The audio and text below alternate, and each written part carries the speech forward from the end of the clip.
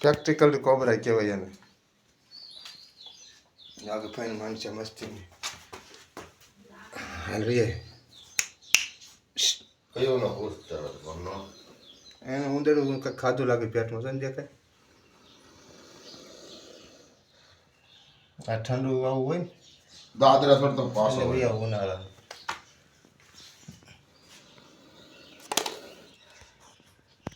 જોજો ઉભો હવે ઝેરી મને આપણે શું કહેવાય કોબરા છે ઓછા પણ આપણે આ તો છે બધા કોબરા ઓછા હોય.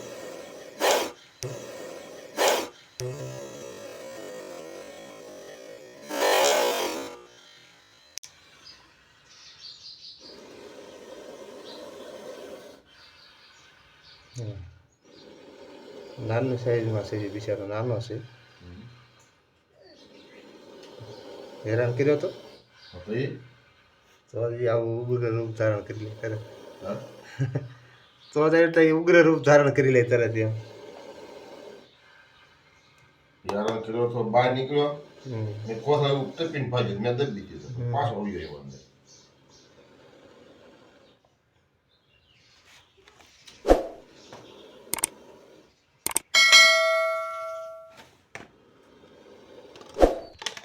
સારું હાલવાનું પકડી લે આરામથી. ફેન દબાઈ ગઈ કેવી લાગે ફેન દબાઈ ગઈ કેવી લાગે એમ. હાલો ભાઈ ભાઈ ક્યાં ગયા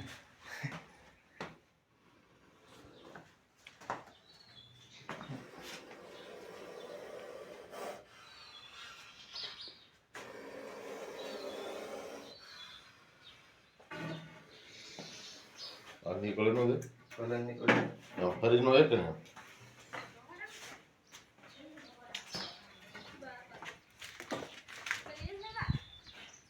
બરાબર છે.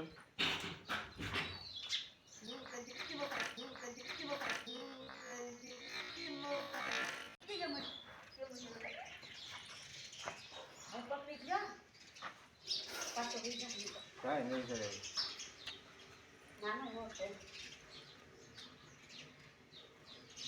પાછો કરવા કે નીકળી જાય.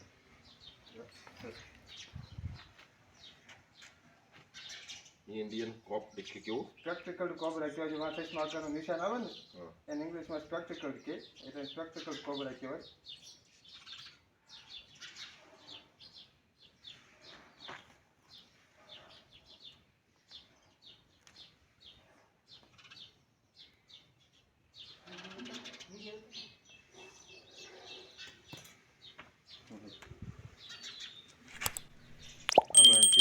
સમજો એમ એની અંદર ન્યુરોટોક્સિન નામનું ઝેર આવે એમ.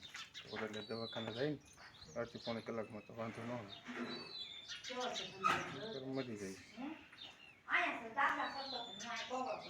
થેલી અંદર લેવો થેલી અંદર લે અહીંયા પર નાખી દે થેલી હાલ.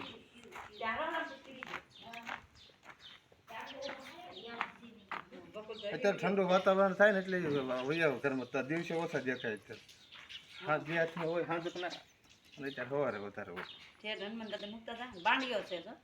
એવું બાંડિયાનું એવું ન હોય એવું ન હોય બાંડિયાનું એવું એ વિચારો જ્યારે કાછડાને ઉતારતો હોય ને ત્યારે એને પૂછડી જરાક એમાં રહી જાય કાછડાને. આપણે એમ કે આવું છે ને તેવું છે ને.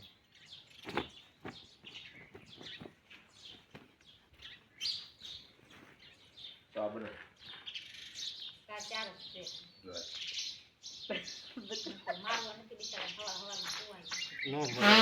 મારવા હોય કારણ વગેરે એ ક્યાં આપણે કઈ હેરાન કરે. ઘરેક તો નો મેળે અગરબત્તી આપણે અગરબત્તી મને એમાં હારે નહીં. ઠોકાય નમસ્કાર મિત્રો, સ્વાગત છે આપનું નો સ્નેક્સ યુટ્યુબ ચેનલની અંદર.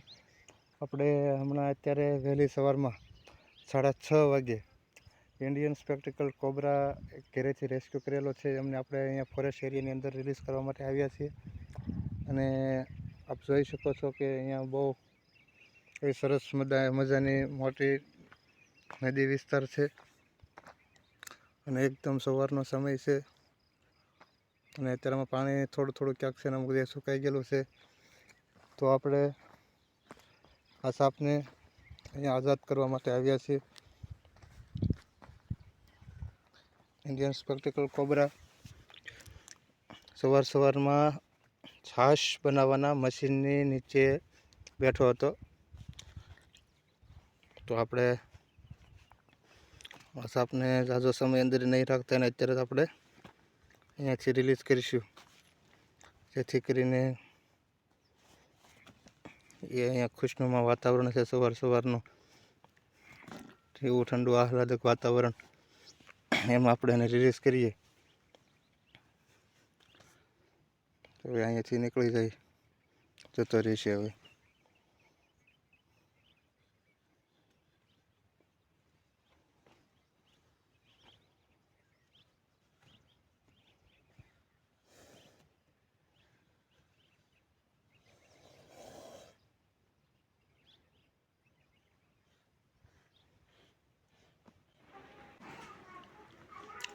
સાપની ચમક જોતા જ લાગે કે હમણાં જ એને હાલમાં એની કાંચળી ઉતરી છે, એટલો ચમકે છે.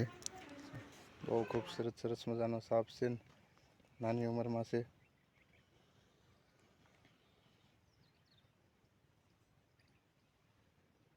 વાતાવરણ એકદમ ખુલ્લું અને સાફ છે, એટલે અહીંયા કોઈ પણ જગ્યાએ રહી શકશે, તેમને આરામથી ખોરાક પણ મળી રહેશે.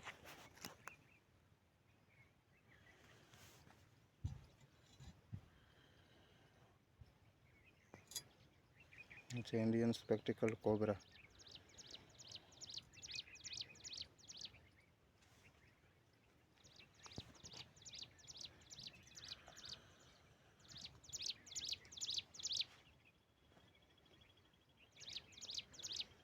તો આપણે એને હવે અહીંયા જતો રહેવા દઈશું.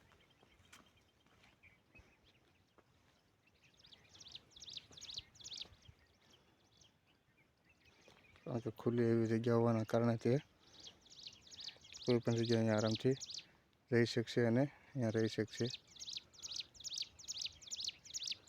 આખો ડુંગરાળ વિસ્તાર છે, પથરાળ વિસ્તાર છે, જોઈ શકો છો મિત્રો. હંમેશા આપણે ત્યારે રહી જશે.